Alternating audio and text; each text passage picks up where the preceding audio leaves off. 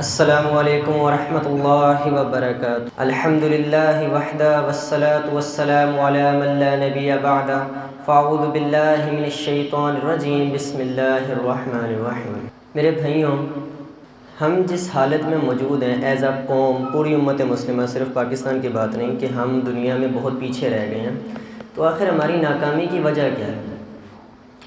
تو دیکھنے پہ ہیں تو ویسے تو کافی وجوہات ہیں ہم میں، قوم کے طور پہ بھی، انڈیویجول بھی، لیکن ان میں سے 3 میں آپ کے سامنے پیش کرنا چاہوں گا۔ سب سے پہلی وجہ تو اللہ کو مانتے ہوئے بھی ہم اللہ کے بہت بڑے گستاخ ہیں۔ ہماری خوشی کا موقع ہو یا غم کا موقع ہو، ہم نے قسم کھا لیا کہ جتنا ہو سکے ہم نے قرآن مجید کی گستاخی کرنی ہے، اللہ کی گستاخی کرنی ہے۔ خوشی کا موقع دیکھ لیں، شادی کا موقع، ہمارا کیا ہے؟ جو زمانے کی غلاظت ہو سکتی ہے ہم نے کرنی ہے، جتنی ہو سکتی ہے، انتہا درجے کی، جتنا گانا، بیہودہ ڈانس وغیرہ، جو رسول اللہ کی نافرمانی کر سکتے ہیں کرنی ہے۔ لیکن جب اینڈ پہ دلہن کو رخصت کرنا ہے تو قرآن کے نیچے سے اس کو گزارنا ہے اور احکامات قرآن کو اس کے پاؤں کے نیچے دینا ہے۔ یہ ہم پہ فرض ہو گیا ایز اے قوم۔ اور کوئی سمجھائے تو یار یہ کتنے خوشی کا موقع ہوتا ہے، یہ جملہ کثرت سے سننے کو ملتا ہے کہ ایک تو خوشی کا موقع آتا ہے، مولویوں تسی اندر وچ بھی آئی جاندے ہو، تو پھر اینڈ کے اوپر جو قرآن لے کے جا رہے ہو یہ کیا ہے؟ شیخ صاحب نے اس کے اوپر ایک بات کی تھی، اللہ تعالیٰ ان کی مغفرت فرمائے، کہہ رہے تھے کہ اس کا مطلب یہ ہے کہ بیٹی کو یہ بتایا جا رہا ہے کہ جتنی غلاظتیں ہم نے کی تھیں بیٹا یہ سب اس قرآن کے خلاف ہے، لیکن اللہ کرے تجھے اس کی برکت نصیب ہو۔ یعنی رسول اللہ صلی اللہ علیہ وآلہ وسلم اگر آج زندہ ہوتے اور ہم میں سے کسی کی شادی میں آتے، آپ کو لگتا ہے 5 منٹ سے زیادہ وہ موجود ہوتے؟ وہ صرف نکاح کا خطبہ دیتے اور اس کے بعد ہم انہیں خود کہہ دیتے یا رسول اللہ اب گانے لگنے ہیں، ڈانس ہونا ہے، آپ نے گانے نہیں سننے، آپ نے ڈانس نہیں دیکھنا، لہٰذا اب آپ جا سکتے ہیں۔ لیکن جب بیٹی کی رخصتی ہونے لگے گی تب دعا کے لیے آ جانا واپس۔ اور ایسا ہوتا ہے، یعنی ہمارے معاشرے میں ایسی شادیاں بھی موجود ہیں، بینڈ باجا ہو رہا تھا، سب کچھ ہو رہا تھا، جب دلہن اور دولہا آئے ہیں فوری طور پہ هو اللہ الذی لا الہ الا نشید چلنی شروع ہو گئی، اور جیسے وہ پہنچ گئے ہیں خطبہ نکاح ہو گیا، پھر بینڈ باجا شروع۔ تو یہ اللہ کی فرما برداری ہے، ہم اس کو گستاخی نہیں کہیں گے تو اور کیا کہیں گے؟ دیکھیں کوئی اللہ کو گالی دے نا، وہ اللہ کو مان ہی نہیں رہا سرے سے، وہ کافر ہے۔ جیسے کوئی کسی کو اپنا باپ نہ مانے پھر وہ اس کو گالی دے، اس کی نافرمانی کرے، اس کو باپ کا نافرمان کہیں گے؟ بالکل نہیں کہیں گے۔ ایک کسی کو اپنے باپ مانتا ہو اور اس کے بعد اس کی نافرمانی کرے، اس کو گالی دے، تو اس کو باپ کا نافرمان کہا جاتا ہے۔ ہمارے یہاں حساب الٹا ہے، ہم گستاخ رسول جو کہ اللہ کے اوپر تھوڑی بات کر دے اس کے لیے تلوار نکالنے کو تیار ہیں، خود سب سے بڑے گستاخ اپنی خوشیوں کے اندر ہیں۔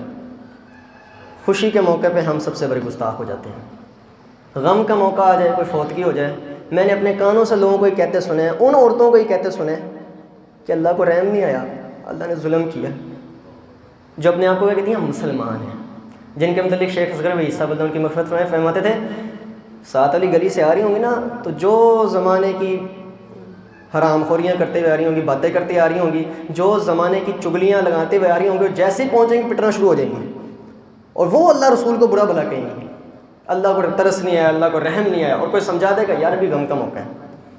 اچھا، نہ خوشی کے موقع پہ اللہ، نہ غم کے موقع پہ اللہ۔ کام پہ آ جائیں، کاروبار وغیرہ ہمارا ہو تو ہم لکھوا لیں گے برا کر کے واللہ خیر الرازقین، بسم اللہ الرحمن الرحیم، محمدی فلانی شوپ، نام کے مطلب محمدی لازم ہوگا، لیکن کھانا ہم نے حرام کا ہی ہے۔ پاکستان میں مشکل سے کوئی ادارہ ہوگا جو رشوت کے بغیر چلتا ہوگا۔ سود سارے علماء کے حرام ہے، سارے فرقوں کے نزدیک حرام ہے، لیکن سود کے بغیر ہمارا ملک نہیں چل سکتا، رشوت کے بغیر ہم کام نہیں کر سکتے۔ کاروبار میں بھی ہم نے اللہ رسول کی گستاخی، سب سے بڑی وجہ ہمارے ناکام ہونے کی یہ جو قرآن ہے نا، اس میں جو احکامات بتائے گئے ہیں وہ ہمارے لیے ہی ہیں۔ اگر سارے لوگ انسان بن کے اپنی زکاتیں دینی شروع کر دیں گے، معاشرے میں کوئی غریب رہے گا؟ جیسے حضرت عمر بن عبدالعزیز کے زمانے کے اندر سب نے اپنے زکوٰۃ دی تھی، فطرانہ دیا تھا، سرکولیشن جب مال کی صحیح ہوگی تو کوئی غریب رہے گا ہی نہیں۔ ان کے زمانے میں ہوا تھا، یہ ماضی میں ہمارے سامنے مثالیں موجود ہیں۔ دوسری وجہ یہ، ایک تو ہمارا حال بہت خراب ہے کہ ہم اللہ کے بہت بڑے گستاخ، دوسرا ہم ماضی سے کوئی سبق نہیں لیتے۔ جو پچھلی قومیں گزر گئی نا، ہم ان سے کوئی سبق نہیں لے رہے۔ حالانکہ ہمارے سامنے ساری مثالیں موجود ہیں. ہمارے سامنے قوم شعیب کی مثال موجود ہے جنہوں نے ناپ تول میں کمی کی تھی, اللہ نے ان کے اوپر عذاب لایا. قوم صالح کی مثال موجود ہے جو بڑے تکبر کرتے تھے. ہمارے سامنے عاد کی مثال موجود ہے, بڑی مثالیں موجود ہیں. لیکن ہم نے کون سا مان لینا ہے؟ وہ تو چلے ہزاروں سال پرانی قومیں تھی, جو آج واقعہ ہم کون سا مان لیتے ہیں؟ اپنی غلطیوں سے کچھ نہیں سیکھتے ہیں. جیسے یہ حال ہی کا واقعہ ہے کہ ڈور کٹنے سے بندہ جو ہے مرا, لیکن اس کے بعد مزید 2 واقعات ہوئے ہیں. حالانکہ جو ڈور کٹنے کا واقعہ تھا, بندہ منڈے گلا کٹنے کا واقعہ تھا, وہ پورے ملک کے اندر ویڈیو چلی ہے. اس کے بعد مزید 2 واقعات ہونا, اس کا کیا مطلب ہے؟ لوگ باز نہیں آ رہے. یعنی اتنا بڑا حادثہ ہونے کے بعد بھی, یہاں تک کہ اپنے فیملی ممبر کے ساتھ ہو جاتا تب بھی بچے نے فرمائش کی تو دوبارہ اس کو ضرور دلا کے دینا. ہوائی فائرنگ سب کو پتہ ہے, نقصان ہوتا ہے اس سے, لیکن کرنا پھر بھی ہے, لازم ہے, فرض ہے. یہ ہماری قوم کو شاید عادت پڑ چکی ہے کہ جب تک ہم کوئی خطرناک چیز نہ کریں ماضی سے, تب تک ہمیں مزہ نہیں آتا چیز کا. پہلے ہم اللہ کے گستاخ, دوسرا ہم ماضی سے کچھ نہیں سیکھتے. تیسری چیز یہ کہ چلے خود تو خراب ہوئے ہی ہوئے, اگلی نسل کامیاب ہو سکتی ہے. ہم کچھ نہیں کر سکے, شاید اگلی نسل کامیاب ہو جائے. ہمارا کام ہے, بچہ پیدا ہوا ہے اس کے ساتھ موبائل بھی گھر کے اندر آیا ہے.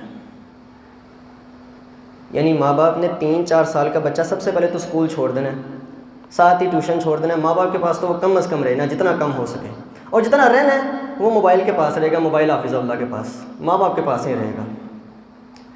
یہودیوں نے ایک فلم بنائی تھی, وہ 5 سال پہلے تقریباً آئی تھی, اس کا نام تھا آئی پیٹ گاڈ.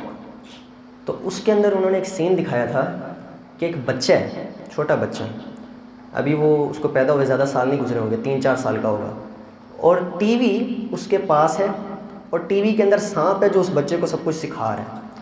اور کچھ سین کے بعد انہوں نے دکھایا کہ وہ سانپ جا رہا ہے, ٹی وی جا رہا ہے, اور بچے کا دماغ بالکل کھوکھلا ہو چکا ہے, وہ بالکل اس سانپ کے نقشے قدم پہ چل رہا ہے. اللہ کے نبی نے فرمایا, صحیح مسلم کے حدیث ہے, کہ ایک وقت آئے گا الفتن کالحصیر, فتنہ جو ہے نا یہ چٹائی کی مانند ہوگا. اودن اودن, ایک ایک کر کے, تنکا تنکا کر کے لوگوں کے اندر یہ فتنہ ڈالے گا. ہمارے سامنے یہ ٹی وی کی مثال عام ہے, چٹائی کے مانند ہوتا ہے, یعنی یہ بالکل دیوار کے اوپر اس طرح ہی لگتا ہے.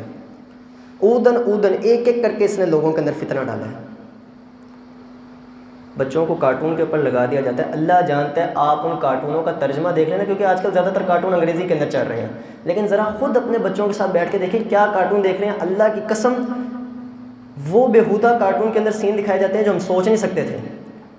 کارٹونوں کے اندر ہم جنس پرستی کو عموم بنا دیا گیا ہے. ڈزنی کی کتنی ساری فلمیں ایسی آ رہی ہیں جن کے اندر ہم جنس پرستی کو عام طور پہ دکھایا جا رہا ہے. عموم کے کارٹون اس طرح کے ہو گئے ہیں.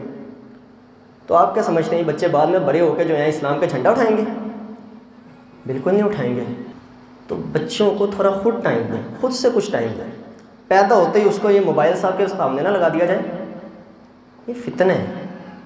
میٹرک تک تو بچے کو جو ہے آزاد موبائل دینے ہی نہیں ہے. آزاد موبائل سے کیا مراد ہے کہ موبائل دے دیا, اب اس کا کوئی چیک اینڈ بیلنس نہیں ہے, کیا دیکھ رہا ہے, کیا کر رہا ہے, کیا نہیں کر رہا, یوٹیوب پہ کیا دیکھ رہا ہے, کچھ پتہ نہیں ہے.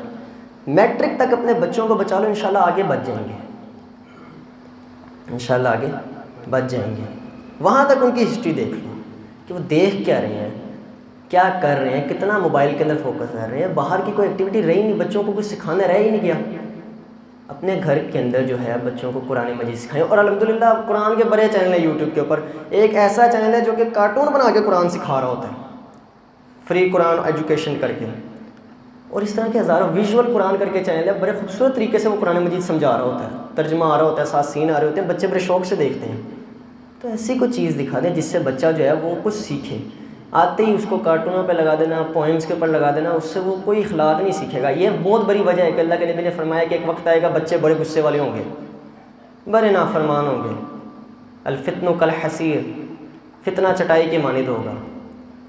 وہ بچے کیوں اتنے غسیل بن گئے ہیں, کیوں اتنے نافرمان بن گئے ہیں؟ وجہ یہ ہے کہ انہوں نے بچپن سے تو ماں باپ کو ملے ہی نہیں. وہ تھوڑی دیر کے لیے ماں باپ کو وہ ڈانٹے ہی سنتے تھے. ٹھیک ہے, پہلے ٹیچروں کے حوالے کر دینا. اسکول کے اندر ہر قسم کا بچہ ہوتا ہے, وہ غلط صحبت کے اندر گیا تو گیا, اکیڈمی کے اندر بھی یہی حال ہوتا ہے. پھر جب گھر آیا تو گھر کے اندر ماں باپ نے فوراً طور پہ اپنی جان چھڑائی ہے. یہ جان نہ چھڑائیں, بچوں کی تربیت کریں. تو 3 باتیں ہیں. نمبر 1، ہم اللہ کے بہت بڑے گستاخ ہیں. اس چیز کو ختم کریں. اس چیز کو ہمیں اپنے اندر سے ختم کرنا پڑے گا، اور یہ قرآن کو پڑھے بغیر ختم نہیں ہونے والا.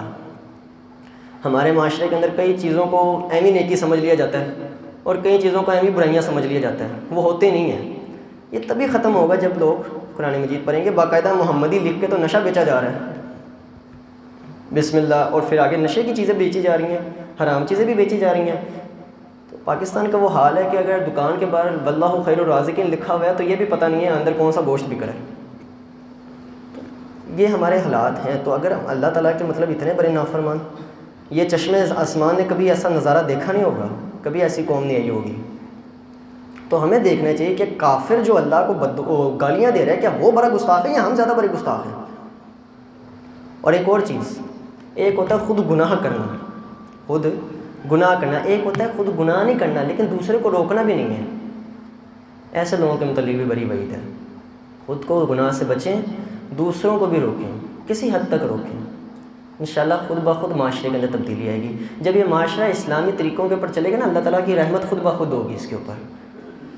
اگر ہم لوگ ایک حدیث سننے کے بعد چھوٹا سا عمل نہیں کر سکتے تو بھول جائیں کہ ہم غزہ کے اندر جا کے جو ہم مسلمانوں کو بچانے لگے ہیں. آج اگر غزہ کے اندر بچے شہید ہو رہے ہیں، یہ 60 ملک کی فوج کیا کر رہی ہے؟ 60 ملک والے کیا کر رہے ہیں؟ کچھ نہیں کر رہے، اور عوام کچھ نہیں کر سکتے اور کر بھی نہیں رہی اور نہ کرنے.